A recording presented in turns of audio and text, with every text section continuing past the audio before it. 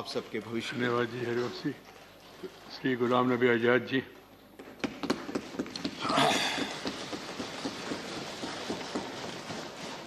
माननीय chairman sir,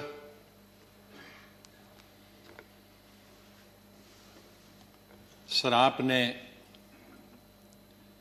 माननीय प्रधानमंत्री जी ने, माननीय डिप्टी चेयरमैन साहब ने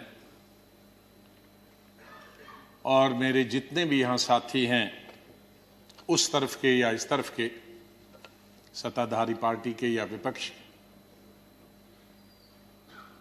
और विशेष रूप से आपने और माननीय प्रधानमंत्री जी ने जिस तरह से भावुक होकर मेरे बारे में कुछ शब्द बताए, मैं बड़ी सोच में पड़ गया कि क्या कहूं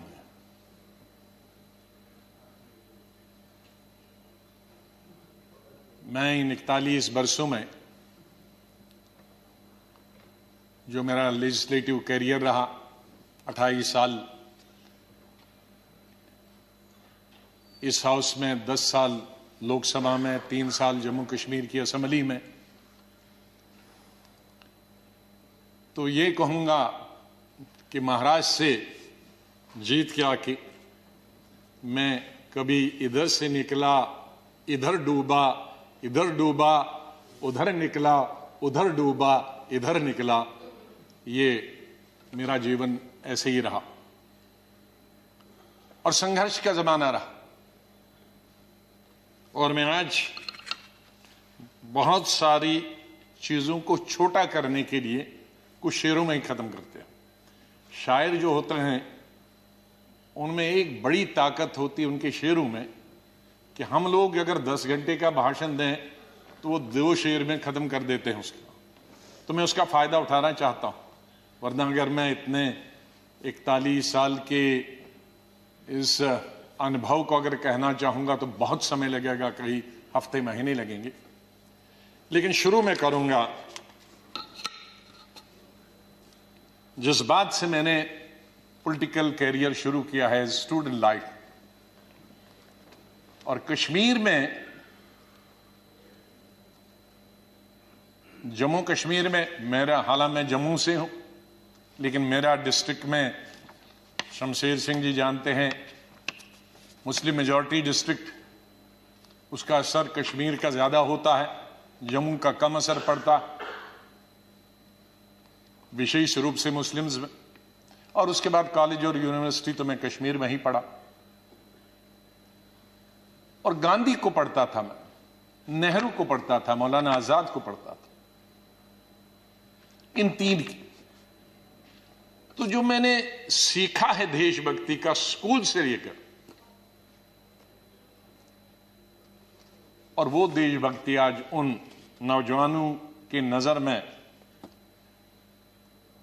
जो सियाचिन में है, जो जम्मू कश्मीर में कई दशकों से है, ठंड में है, बर्फ में है, उनके नाम से शुरू करता हूं मैं। खून की मांग है इस देश की रक्षा के लिए, खून की मांग है इस देश की रक्षा के लिए, मेरे नजदीक ये कुर्बानी बहुत छोटी है, दे दो।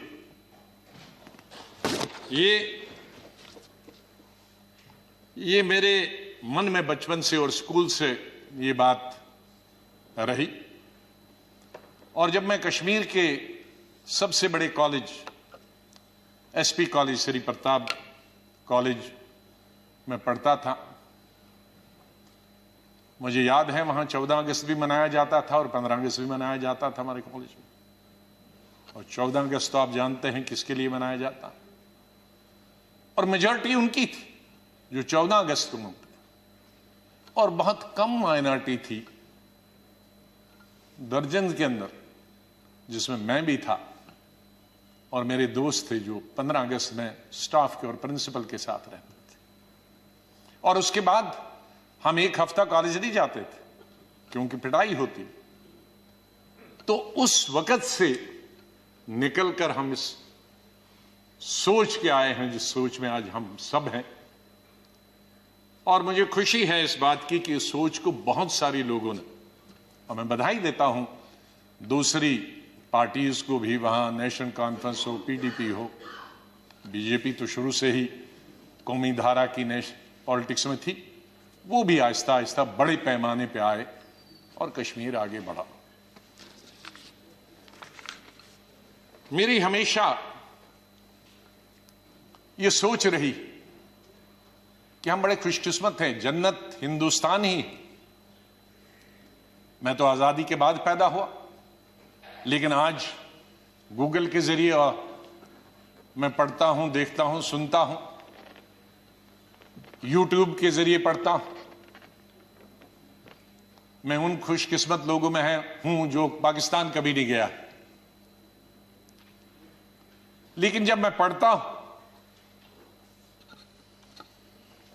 कि वहां किस तरह के हालात हैं पाकिस्तान के अंदर, तो मुझे गौरव महसूस होता है, मुझे फख्र महसूस होता है कि हम हिंदुस्तानी मुसलमान हैं। और बल्कि अगर मैं आज कहूंगा विश्व में किसी मुसलमान को अगर गौरव होना चाहिए, वो हिंदुस्तान के मुसलमान को गौरव होना चाहिए। हमने इन पिछले 30-35 सालों से अफगानिस्तान से लेकर इराक से लेकर और कुछ सालों पहले से देखे कि किस तरह से मुस्लिम देश खत्म हो जा रहे हैं एक दूसरे के अंदर, और एक दूसरे से लड़ाई करते हुए। वहां हिंदू तो नहीं है, वहां कोई क्रिश्चियन तो नहीं है, वहां दूसरा तो नहीं है जो लड़ाई कर रहा, आपस में लड़ाई कर रहे हैं। और जो कल्चर है, हमदर्द तो लोग पाकिस्तान के बहुत है, सुनने में आया है, मैं कभी गया नहीं, लेकिन जो समाज में बुराइयां हैं, दूसरे मुल्क के बारे में नहीं कहना चाहिए, लेकिन हम गौरव से ये कह सकते हैं कि हमारे मुसलमानों में वो बुराइयां खुदा न करे कि कभी भी लाए। तो आज हम गौरव से ये कह सकते हैं। लेकिन यहां मेजॉरिटी कम्युनिटी को भी 2 कदम आगे बढ़ने की जरूरत है, तभी मेजॉरिटी कम्युनिटी 10 कदम आगे बढ़ी। मेरी हमेशा यह सोच रहेगी, पता नहीं शमशेर सिंह जी ने मेरी कश्मीर की चीफ मिनिस्टर बनने के बाद पहली पब्लिक मीटिंग के बारे में कभी सुना है कि नहीं। मैं जब सीएम बना तो पहली पब्लिक मीटिंग सीएम के तौर पे, आपको आश्चर्य होगा कहां ली होगी, वो मैंने सोपुर में ली, जहां के सोपुर में कोई कई दशकों से पब्लिक मीटिंग कोई कर नहीं सकता, आज भी नहीं कर सकता। शहर में तो नहीं की, लेकिन उसी कॉन्स्टिट्यूंसी में की जहां गिलानी साहब हैं, जो गिलानी साहब वहां से 3 दफा एमएलए चुन के आए। और उस पब्लिक मीटिंग में मैंने क्या कहा था कि मेरी सरकार जम्मू कश्मीर के लोगों की सरकार होगी, और अगर मेरी सरकार का कोई मंत्री धर्म की बुनियाद पर, मजहब की बुनियाद पर और पार्टी की बुनियाद पर इंसाफ करेगा, तो मुझे शर्म आएगी कि ऐसा मंत्री या ऐसा अफसर मेरे साथ काम कर रहा। तो मैं उसी सोच का हूं कि जहां भी जाएं मुझे प्यार मिला लोगों का, बहुत प्यार मिला। आनंद शर्मा जी ने जैसे बताया, शरद जी ने जैसे बताया कि उनको तो बहुत अरसे से जानता, मुझे सौभाग्य मिला और उसके लिए मैं बधाई देना चाहता हूं और धन्यवाद करता हूं। आज वो जिंदा नहीं, इंदिरा गांधी जी का, संजय गांधी जी का, जिनकी वजह से मैं यहां पहुंचा और फिर काम करने का अवसर मुझे तकरीबन 5 अध्यक्षों के साथ मिला और 4 या 5 प्राइम मिनिस्टरों के साथ मंत्रिमंडल में काम करने का मिला। लेकिन अवसर ये मिला कि मैं हिंदुस्तान के सभी 35-36 यूटीज और स्टेटों का इंचार्ज करने का अवसर मिला। तो आज मेरे दोस्त, भाई, बहनें, मैं ये कह सकता हूं कि अंडमान से लेकर और लक्षद्वीप तक और कश्मीर से लेकर कन्याकुमारी तक, सिक्किम से लेकर गुजरात तक, ये बहुत एक चीज कमाई, बहुत कुछ सीखा मैंने इस पार्लियामेंट। मुझे अवसर मिला पार्टी के जनशक्ति या मंत्री के रूप में। वो इंदिरा जी के वक्त में मिला, राजीव जी के वक्त में मिला, सोनिया गांधी जी के वक्त में वो अवसर उन्होंने मुझे प्राप्त कराया, राहुल गांधी जी के वक्त में, और मुझे शायद बहुत सारे कम लोगों को ये अवसर प्राप्त हुआ होगा कि जो अपनी उम्र से दुगने के लोग थे और बड़े लीडर थे, उनके साथ पार्टी की तरफ से मीटिंग करने का मौका मिला और पार्टी के साथ कई नेगोशिएशन करने का मौका मिला। उनमें ज्योति बसु जी थी, करुणानिधि जी थे, जयललिता जी के साथ मैंने अलायंस किया, करुणाकरण जी थे, चंद्रशेखर जी थे, देवीलाल जी थे, मुलायम सिंह यादव जी थे, प्रकाश सिंह बादल जी से अलायंस तो नहीं किया, लेकिन कई चीजें, जब मैं मिनिस्टर ऑफ स्टेट होम था तब कई मीटिंगें हुई। मैं जब देखता था implementation of Punjab accord, Assam accord, ये देखता था। IK गुजराल साहब से, शुभू सोरेन जी से, शहाब तंगल जी से, मुपनार जी से, फारूक साहब से, मुफ्ती साहब से, ये सब लोगों के साथ कई दफा, और यही वजह है कि यहां भी उसी तरह से मैंने चलाया। 3 प्राइम मिनिस्टरों के साथ मैं पार्लियामेंट्री अफेयर्स मिनिस्टर रहा। मैं उस बात को भूल नहीं सकता कि इंदिरा जी फोतेदार जी और हमें बताती थी। फोतेदार जी पॉलिटिकल सेक्रेटरी थे, मैं यूथ कांग्रेस का प्रेसिडेंट था। कहा जरा अटल जी से भी संपर्क में रहा करो। बीजेपी ने, उन्होंने कहा अटल जी से संपर्क में रहा करो। तो वो इस सोच की थी। बाद में राजीव जी जब प्राइम मिनिस्टर बने तो उन्होंने कहा भाई अब विपक्ष के जो लोग हैं उनके पास तो 2 MLA MP हैं, हमारा इतना बहुमत, उनको भी तो अपनी कॉन्स्टिट्यूंसी का काम करना होता होगा, उनसे भी जरा पूछा करो। जब पार्लियामेंट्री अफेयर्स में मिनिस्टर बना मैं उनके वक्त में राजीव गांधी के, तो फिर एक दफा फिर याद दिलाया कि आप बहुत सारे काम अपनी पार्टी के कराते हो, विपक्ष के भी कुछ करते हो। मैंने कहा मैं बिल्कुल उनके भी पूछता हूं, जो जो बताते हैं, हर चीज आपको बताने की जरूरत नहीं, हम अपने लेवल पे करते हैं। और बाद में मैंने यही चीज माननीय अटल बिहारी वाजपेयी जी से सीखी। 5 साल 91 से 96 तक मैं पार्लियामेंट्री अफेयर्स मिनिस्टर रहा, और भी पोर्टफोलियोज थे मेरे पास। और अटल जी विपक्ष के नेता रहे, हमारे पास बहुमत नहीं था और अलायंस भी नहीं था, माइनॉरिटी गवर्नमेंट थी। और उस माइनॉरिटी गवर्नमेंट में अटल बिहारी जी वाजपेयी जी विपक्ष के नेता हो, यह हाउस चलाना कितना आसान मुश्किल हो सकता।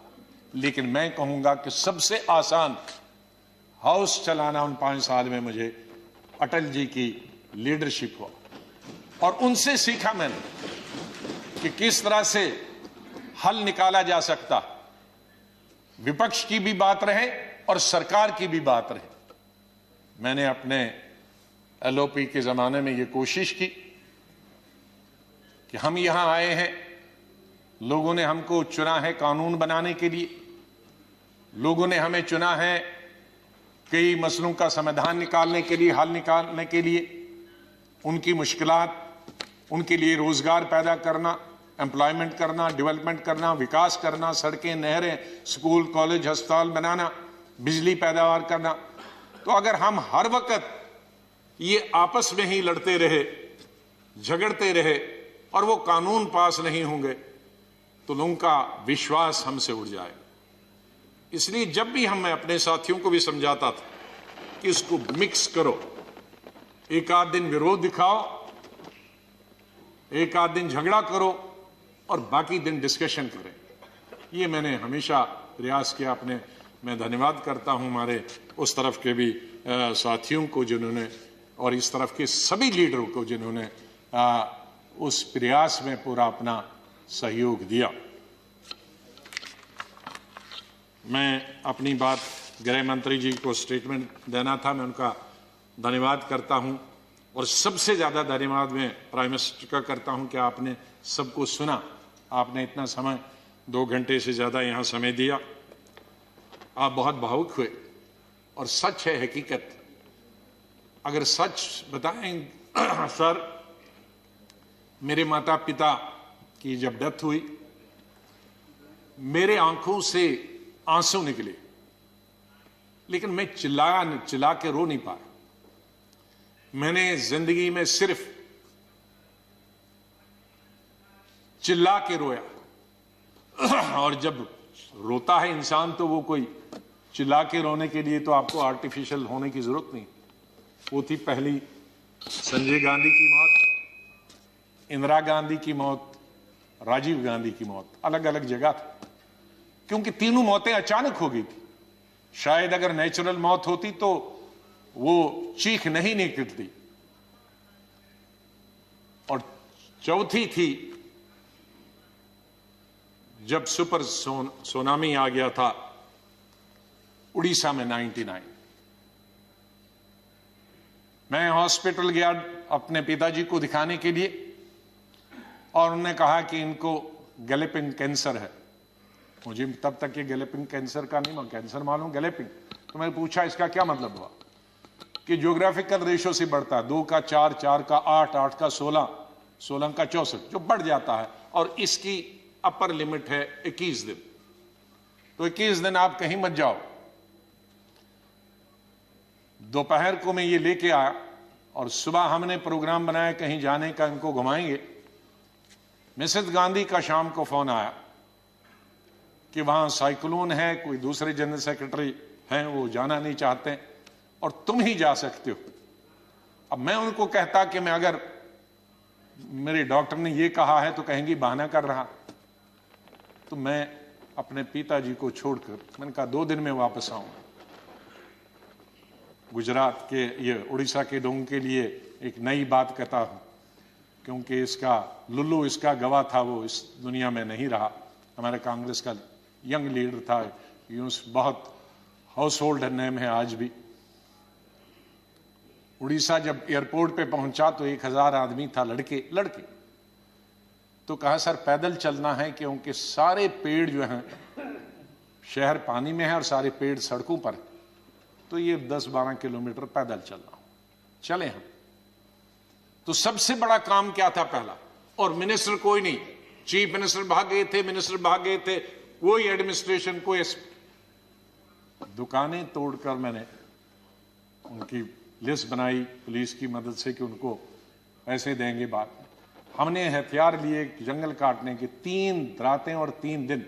और अटल जी से जाते ही मैंने फोन पे संपर्क किया, अटल जी प्राइम मिनिस्टर, कि ये स्थिति है और हम सड़क तैयार करेंगे, तब आप आइए ताकि हम वहां समंदर तक पहुंच जाएं। 3 रात और 3 दिन हम तकरीबन 1000 लड़के यूथ कांग्रेस के मैंने लगाए काटने में और सड़क। फिर पीएम को फोन किया, फिर वो हेलीकॉप्टर से आए, फिर उनसे राशन मंगाया, फिर उसके बाद मैंने सोनिया गांधी जी को कहा। तो और वहां मैं रोया जब मैंने लाशें देखी, सैकड़ों लाशें तैर रही थी जब हम समंदर के किनारे तक पहुंचे। वहां मैं चिल्ला के रोया। वो 4थी दफा था। और 5वीं दफा जिसका उल्लेख माननीय प्रधानमंत्री जी ने किया और वो भावुक हुए। मैं 2005 में जब चीफ मिनिस्टर बना नवंबर में, और मई में जब दरबार कश्मीर में खुला, तो मेरा स्वागत गुजरात के मेरे भाइयों और बहनों की कुर्बानी से हुआ। मैं अभी 2 ही दिन पहले पहुंचा था, तो वहां स्वागत करने का मिलिटेंट का यही तरीका था कि आप हत्या करो गरीबों की तो वही स्वागत होता। उसका मतलब था कि हम हैं, इस गलतफहमी में न रहना। निषाद बाग जो कि राजभवन के साथ, वहां बस से, उस पर लिखा था गुजरात की बस, उसमें हमारे तकरीबन 40-50 गुजरात के हमारे भाई बहनें टूरिस्ट, उस पे उन्होंने ग्रेनेड लगाया और मेरे ख्याल में दर्जन से ज्यादा लोग वहीं हताहत हो गए और कई जख्मी हो गए। मैं फौरन तुरंत जगह पे पहुंचा, लेकिन तब तक पुलिस ने वो हटा दिया था। फिर मैं, जैसे माननीय प्रधानमंत्री जी इन्होंने भी डिफेंस मिनिस्टर से बात की, मैंने प्रधानमंत्री जी से बात की, जहाज आया मी-8 उनको लेने के लिए। लेकिन जब मैं एयरपोर्ट पे पहुंचा तो जाहिर है सिक्योरिटी वाले कहते हैं कि सीएम आ रहे हैं, सीएम आ रहे हैं। एयरपोर्ट पे ये सब जाने के लिए तैयार थे। हमारे जख्मी भाई, छोटे छोटे बच्चे। तो जब मैं एयरपोर्ट पे पहुंचा तो इन बच्चों ने, जिसका किसी का पिता मर गया था, किसी की मां मर गई थी, वो रोते रोते मेरे टांगों से जब लिपट गए तो मैं जोर से, मेरी आवाजें निकल गई, ए खुदा ये क्या तुमने किया। मैं कैसे जवाब दूं इन बच्चों को, मैं कैसे जवाब दूं उन बहनों को जो यहां तफरी के लिए आए थे, सैर के लिए आए थे, और आज मैं लाशें लेकर इनके हवाले कर रहा हूं उनके माता पिता की। तो ये भावुक होने की जरूरी बात है। आज हम ये अल्लाह से, भगवान से यही दुआ करते हैं कि इस देश से मिलिटेंसी खत्म हो जाए, इस देश से आतंकवाद खत्म हो जाए।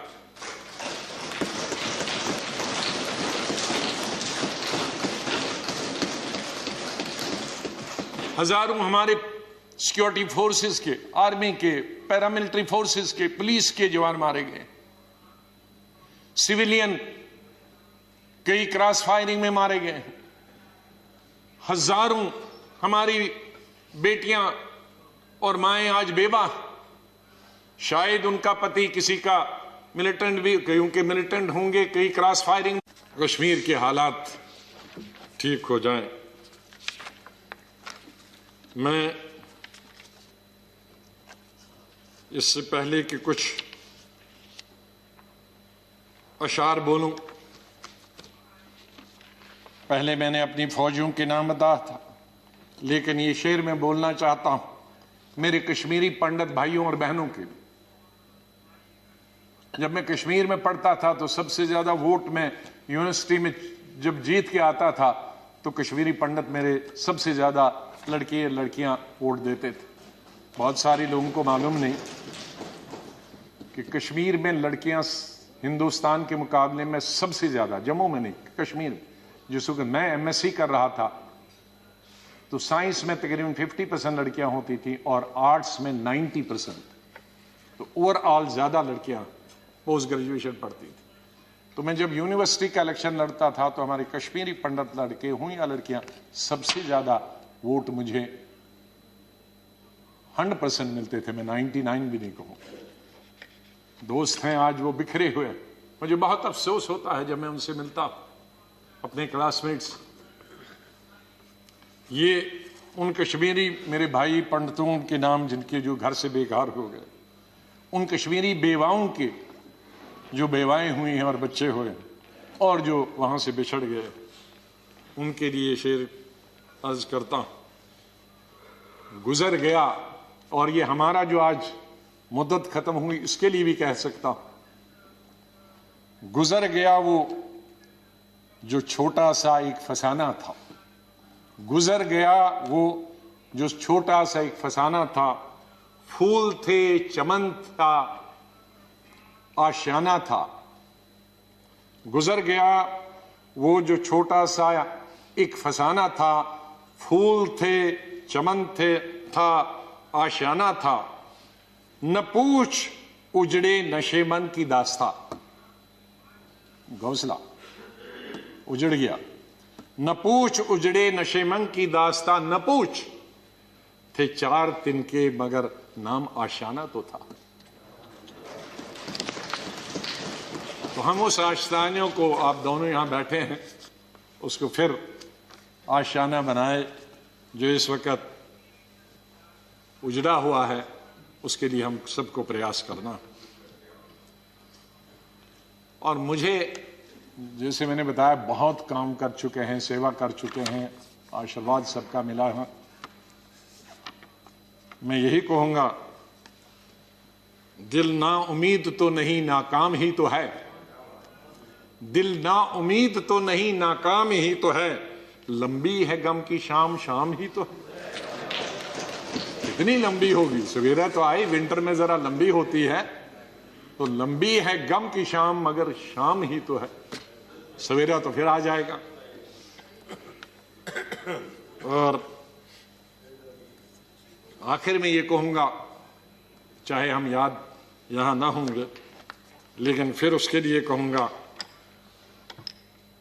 बदलेगा न मेरे बाद भी मौजूए गुफ्तगू, बदलेगा न मेरे बाद भी मौजूए गुफ्तगू, मैं जा चुका हूंगा फिर भी तेरी महफिलों में रहूंगा।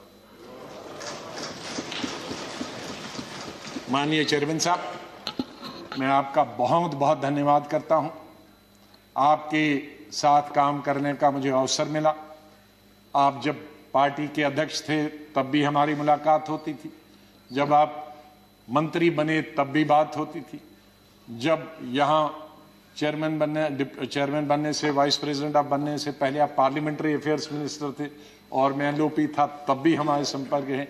लेकिन जिस तरह का आशीर्वाद, जिस तरह का प्रेम, जिस तरह का प्यार आपका चेयरमैन के तौर पे मिला और वो जो गाइडेंस मिली, उसके लिए मैं हमेशा ऋणी रहूंगा, धन्यवाद करता हूं उसके लिए, और आपके स्नेह और प्यार के लिए मैं हमेशा धन्यवाद करता हूं। माननीय प्रधानमंत्री जी, कई दफा टोका टोकी हुई और आपने कभी बुरा नहीं माना। एलओपी के वक्त में बड़ी बड़ी लंबी स्पीचें आपकी हुई, मेरी हुई, खास करके राष्ट्रपति के अभिभाषण पर, उसमें लंबी तकरीर होती थी। कभी हम कुछ एलओपी की जिम्मेदारी करते थे, लेकिन आपने व्यक्तिगत तौर पर उसे कभी अपने खिलाफ नहीं लिया। हमेशा भी आपने पर्सनल कॉन्टेक्ट्स को और पार्टी की जो जिम्मेदारी है उसको दूर रखा। कभी ईद हो, दिवाली हो, बर्थडे हो, उसमें बराबर आपने कभी भी कमी नहीं की फोन करने की। सबसे पहले या तो मेरी पार्टी प्रेसिडेंट का आता था या आपका आता था। दो आदमियों का तो अनिवार्य, हमारे प्रधानमंत्री और कांग्रेस प्रेसिडेंट मिसेस गांधी। और आपने हमेशा बताया कि कभी अपनी स्टेट के बारे में हो और कोई काम हो तो मुझे आप कभी भी बताना। मुझे याद है जब मैं राज्यसभा इलेक्शन लड़ने गया तो आपने कुछ कहा कि भाई आपको कुछ जरूरत है। मेरे का वो तो लड़ाई है, आपका कैंडिडेट है, मैं कैंडिडेट हूं, उसमें आप कुछ नहीं कर सकते। तो ये एक पर्सनल टच जो होता, आदमी भावुक हो जाता, आदमी सेंटिमेंटल हो जाता, आदमी इमोशनल होता।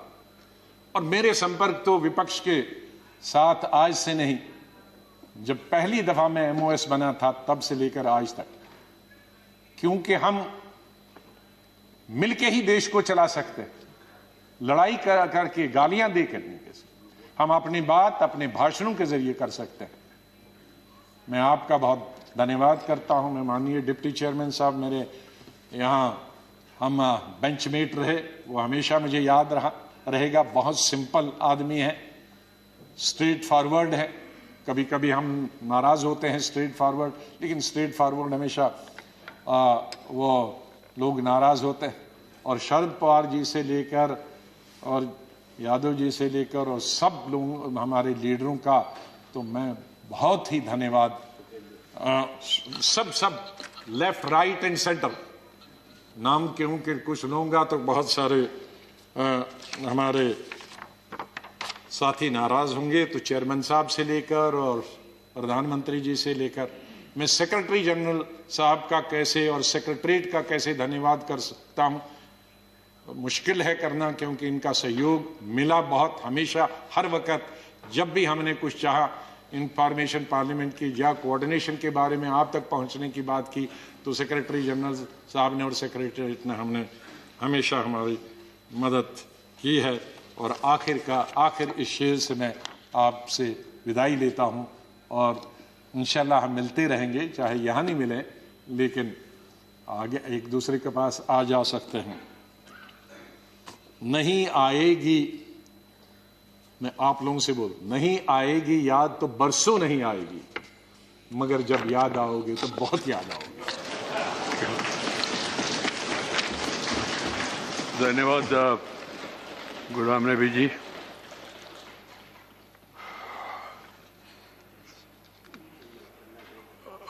फ्रेंड्स,